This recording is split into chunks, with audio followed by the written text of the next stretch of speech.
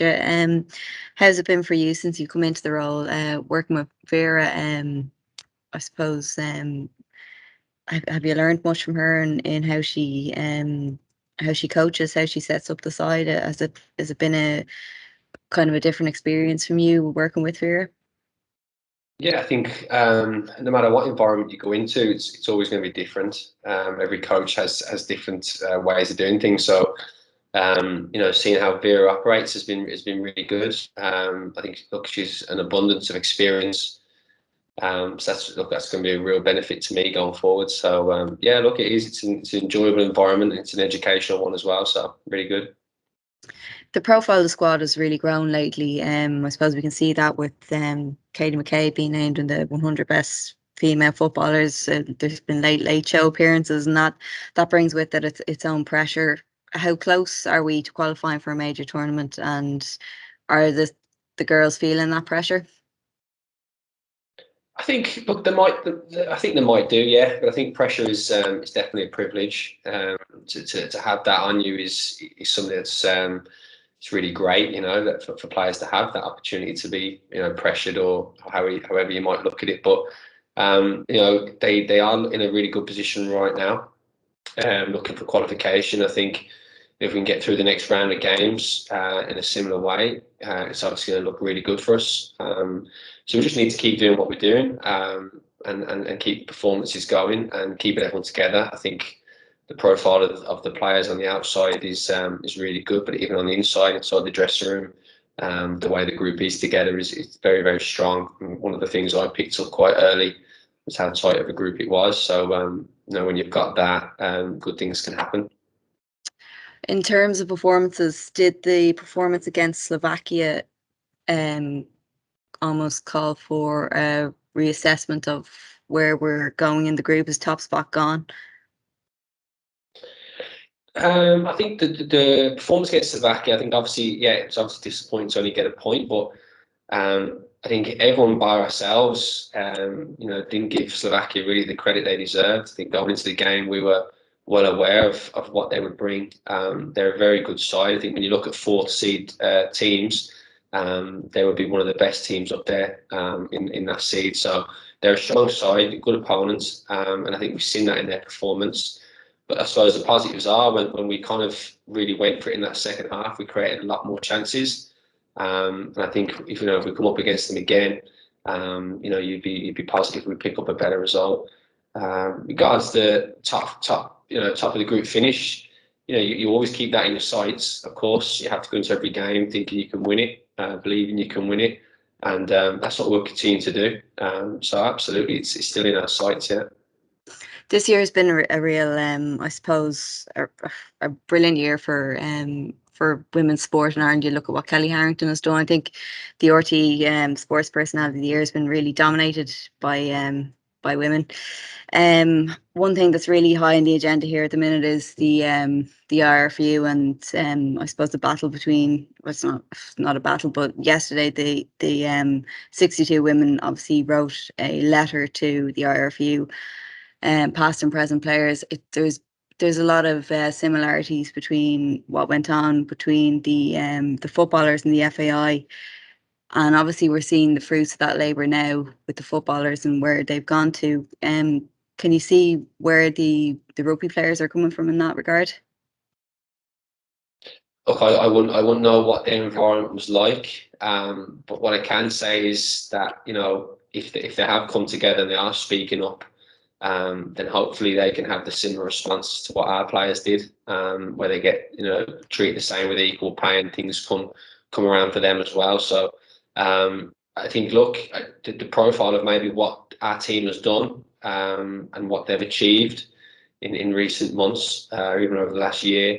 There's probably, give them that opportunity to say, well, hang on a minute, could we be not really pushing a little bit more and doing a little bit more? And maybe they're wanting a bit more from their association. So hopefully it ends well, and they do get that additional support if that's what they're looking for. Because you just love to see women's sport in general, not just our association, but just women's sport in general, really, really progressing. And I have seen Ireland play. I think been playing the rugby sevens there recently, and they put on some fantastic performances. So if they just feel they need that little bit extra, then you don't know what they could achieve.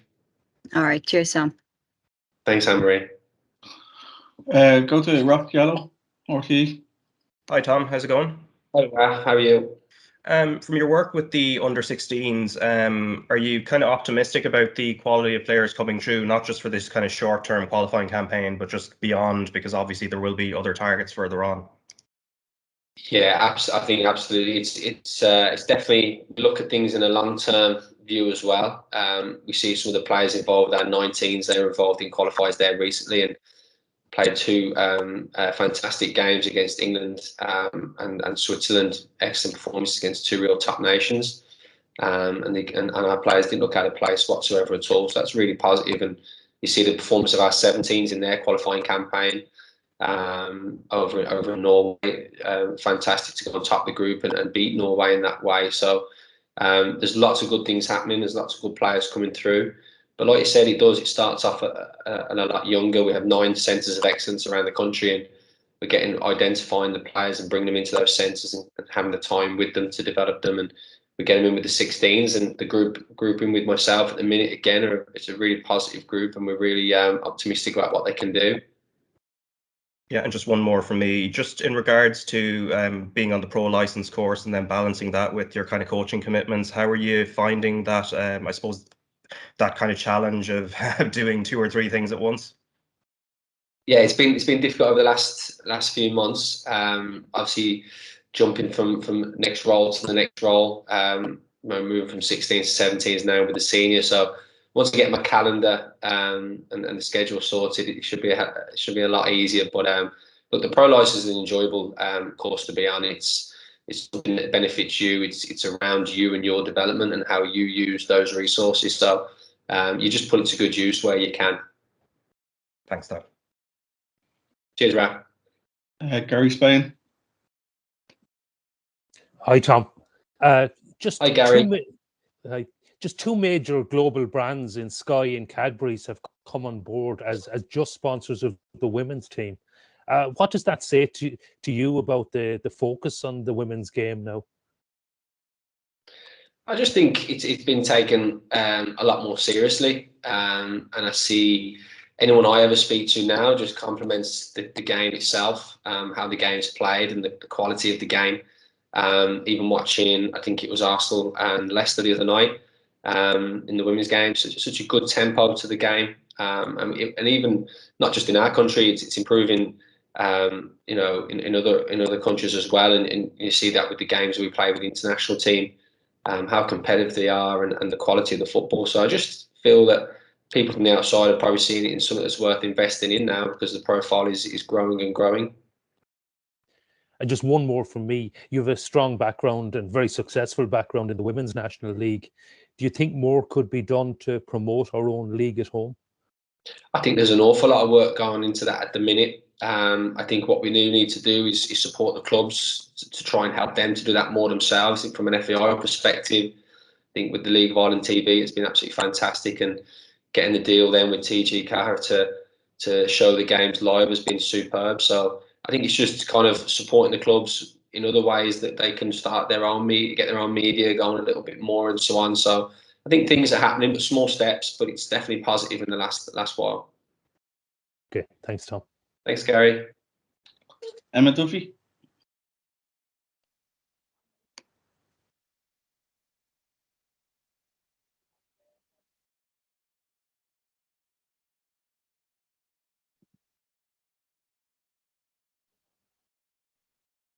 I think you're on mute, Emma.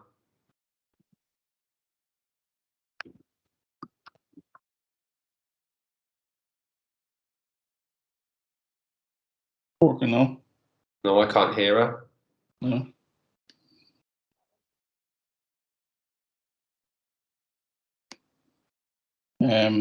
Don't want to, if you can hear me, Emma, don't want to sign out and sign back in, maybe.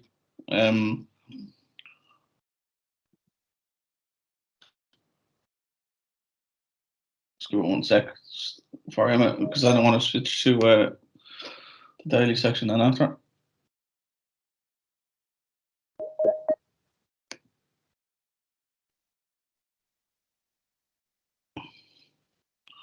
Emma?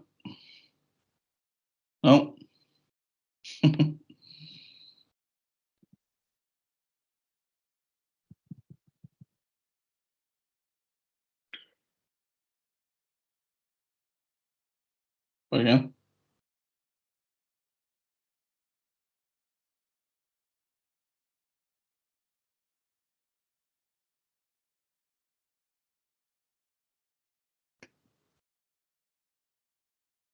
Okay, I'll switch over. Emma's going to send some questions to you. Switch over to the daily section at the moment. Aidan Fitzmaurice, want to kick off?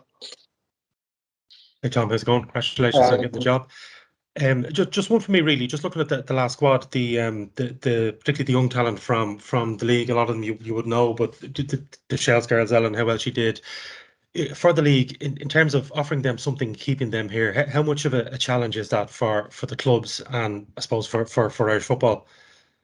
Yeah, it is important. I think long term, if we can have our players playing here domestically, it's obviously going to be a benefit to us.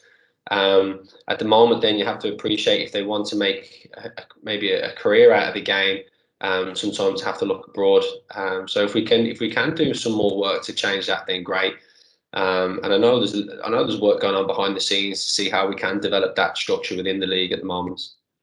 It is difficult though if you want to offer, particularly the Shells girls, if they want to have a career, and it's it's very hard to have a career in Ireland. So it's that is going to be that is going to be difficult to implement to keep them here. Yeah, I think so. I think one of the things, I mean, with the younger players, I think if we can try and support them around their education, getting them into third level institutes and supporting them as much as we can with that, that's one way at the moment we can keep them here a little bit longer. And look, the league is growing slowly, but yeah, there is more that we need to try and push on with there, definitely. And just the last one for me, having worked on both sides, having worked with the club and now full time in this position, what changes would you like to see made? What do you think needs to be done to improve a league that will then obviously also we would like to think improve the national team? I think the work that's probably happening underneath at the moment is going to pay a lot of benefits soon. I think we need to grow the profile of the league in terms of the quality of the players and more of them. And I think when we see the age of the players in the centres of excellence now, when they come up to playing senior football, there'll be more. At the moment, you can argue that you see, Wexford, Shelburne, Peamount, and they not that they go untested, but they seem to be, a distance away from some of the other teams in the league. You'd like to see that gap close. You'd like to see it more competitive. And I think when you look across the 9 centres we have set up now at under 15, in a couple of years you'd be hoping some of these players will be pushing into senior setups, and I think that will help the profile of the league as well. And it's not just a challenge for our league; it's a challenge for the men's league as well. I think they have the same issue. I think if players want to go and earn a living, it's generally they look abroad. So maybe some joined up thinking might be the way forward. Great stuff. Thanks, Tom. Thank you. Thanks, Aidan.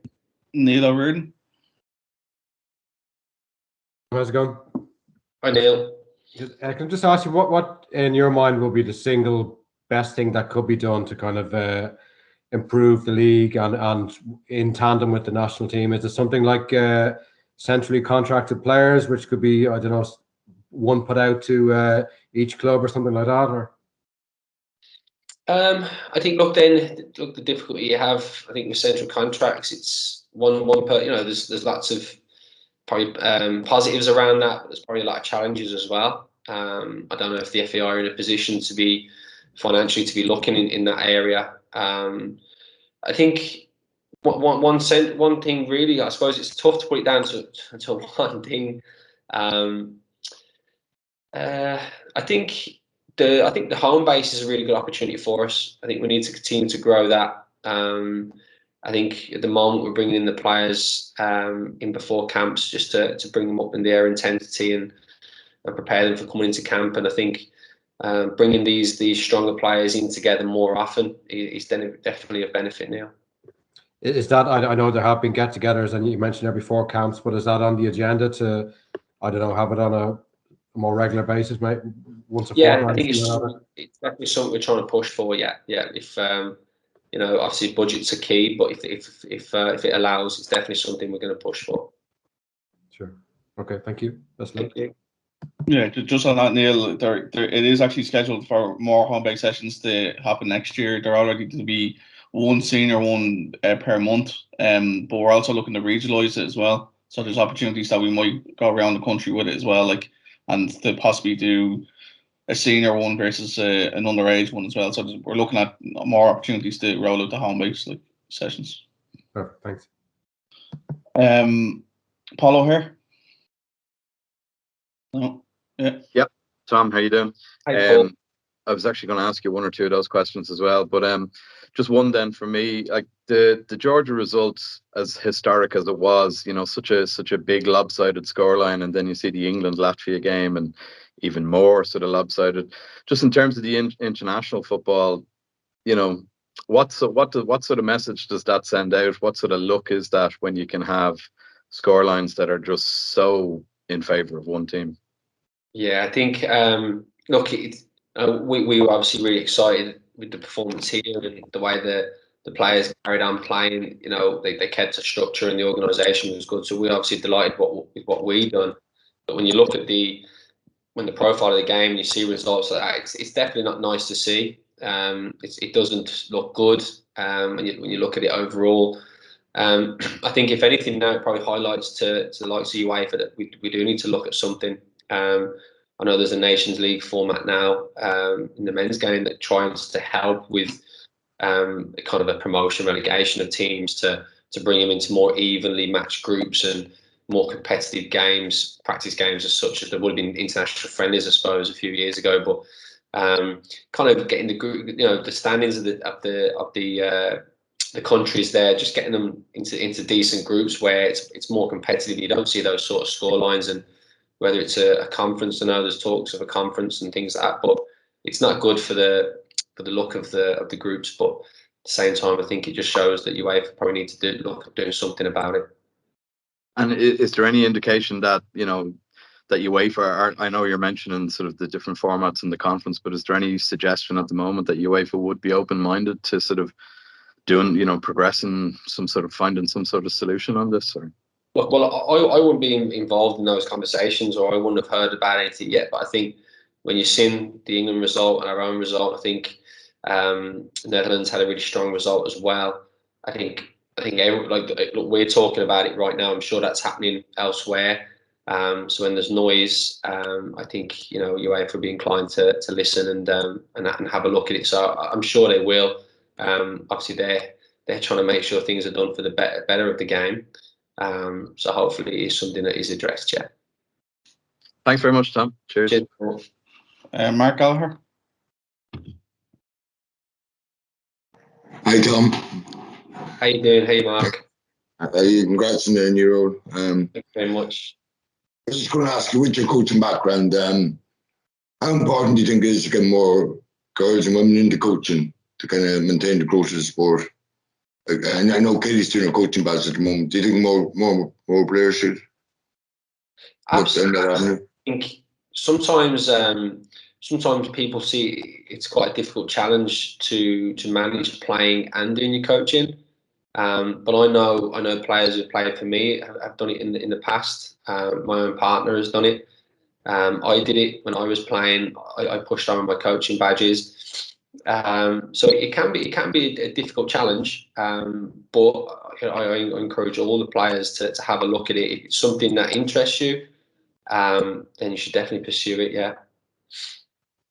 And do you see prospective coaches in the current group of players, Irish players? I mean, yeah, no, I think we've got some players that are in there now that have an abundance of experience. They've played at a really high level. They've played under some good coaches, good managers, and I think those experiences do stand to players who want to move into coaching or to management. But at the same time, I think it's important to pick up those other soft skills that are important in terms of how you manage and how you coach, how you deliver a clear message. And I think that's what our coaching courses are for, and that's what can really support them as well. It's just in your own journey. I mean, it's been quite a journey for you coming from Birmingham to Wexford and now where you are now. Do you ever reflect and kind of think, how did you get here? Or? Yeah, sometimes sometimes you feel it's a bit of a whirlwind. I was excuse me, I only went back into education because of the recession that hit. I was playing, and I was a carpenter when I was first moved over. and only for the recession and being out of work, I went back into education, and I done a kind of a sports course and got into coaching, and kind of fell in love with it there and really started enjoying it.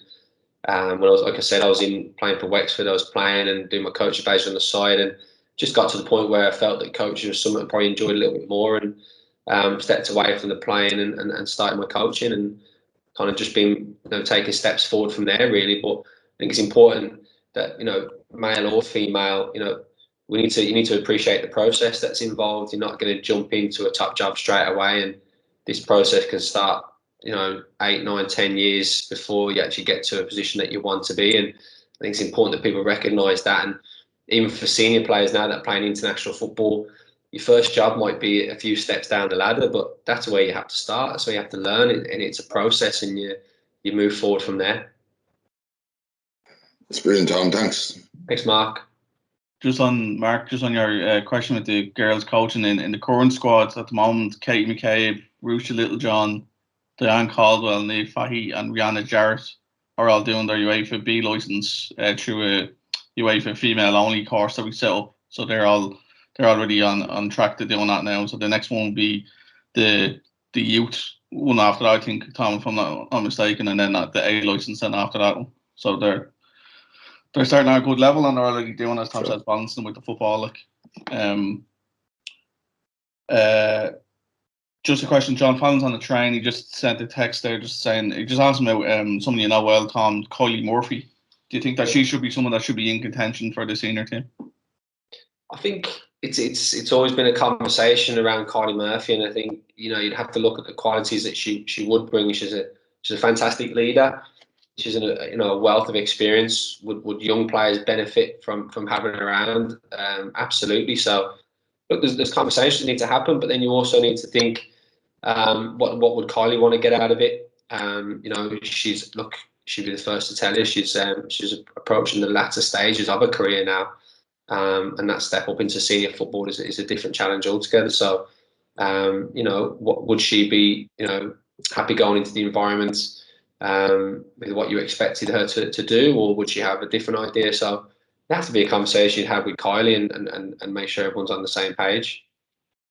Just to add to that, Emmett Duffy sent you two questions that we can include in the live section. One is Wexford related and Kylie related, of how well they've done since you left halfway through the season. Obviously, they finished on a high with the cup, and Kylie won Player of the Year as well, so you must be delighted for them. Oh yeah, over the moon. It was great to see that. Obviously, I said earlier, it was difficult to step away, but knowing it was for the right reasons, the best thing to do for me. But to see them win the cup at the end of the year and see Kylie get a reward for her performances over the year. I think we moved into a different position this year. She played us in a centre forward role, so for her to adapt to that and put in the performances she did to get that reward was really great to see. And then the other one from Emma was just about the initiatives that the girls do with the women's team. Just around, obviously the one at the moment is the jersey raffle that's raised over 10,000 for Crumlin and Temple Street Children's Hospital. What does that mean, the impact of that sort of stuff coupled with the performances on the pitch as well? Look, it's absolutely, look, first and foremost, it's great to see that, recognising the need to support charities or anyone else involved like that. It's great to see that work's being done, and it's great to see that the players and everyone's behind it. It's really, really a benefit. And like I said, if it helps to continue to grow the profile, that more young players are going to go and get involved with clubs. My own daughter this year decided she wanted to go and play. It's fantastic, and I think that's what we need to do. We need to encourage more young players to get playing.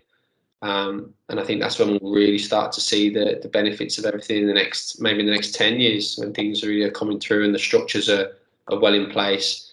But like you said, it's fantastic that everyone's on board with supporting hospices and charities. Good. Guys, thank you very much for coming on to the call this morning. Thanks, Tom, for your time. The live section there from Anne-Marie's questions through to when Aidan asked question, and then can add in the last two questions there to the live section because they were from Emma Duffy. That's okay. Guys, thanks very much. Happy Christmas to everybody, even though it's still another week or so to go.